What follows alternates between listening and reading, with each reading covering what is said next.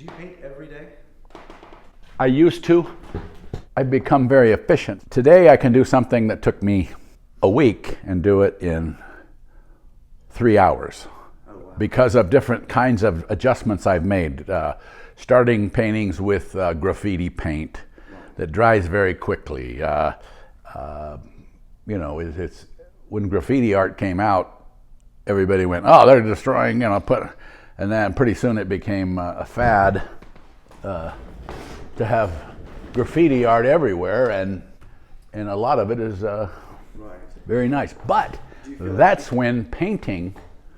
That's when somebody said, "Let's put the color of paint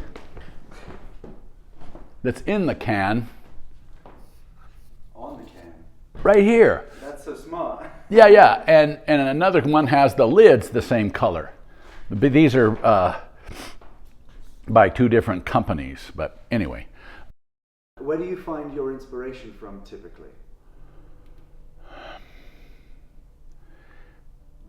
There's a lot of different sources, but I think as I've started diving into my inspiration, the things I'm around, I collect bottles and carry them around and stuff, and oftentimes I'll find something interesting that has a history within it.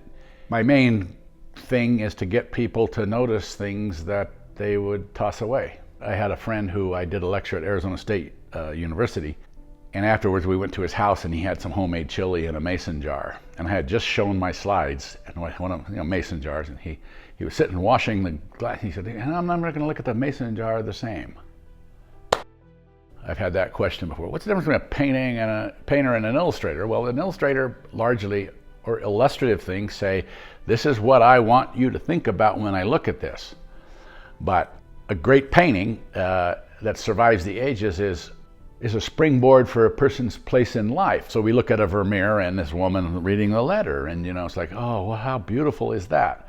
But all of it, somebody's going to say, "Oh, but that's the letter her lover wrote that he was leaving her," or "her husband's been killed," or "this is the gas bill," or the unending repetition of human concern is where the great artists are coming from. And we don't even know what the greatest artist is now. Magazines tell us what the greatest art is.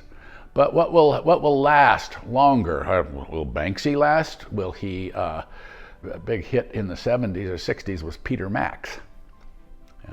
And not everybody jumped on it, but boy, he turned the sales. Once sales got into art, and artists couldn't produce quickly enough, I think they started producing things that were easier to produce. That had something to do with it, because somebody would do a show, and it would be their first show in New York, and they would have a bag of trash in the middle of the gallery, and then the janitor threw it out, and so the gallery gets it and makes a big stink about, "Oh, we're going to replicate this exactly because this gallery, by mistake, this great piece of art was," so you go into a museum, and the ordinary person who's not familiar, what they're going to see is walks into a museum and sees a pile of mattresses and clothes in the corner, and they go, "Oh, this looks like my room when I was growing up. It's dumb."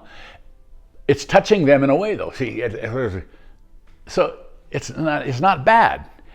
It's just becoming aware that art is there to hold a mirror up and say to people, "This is who you are.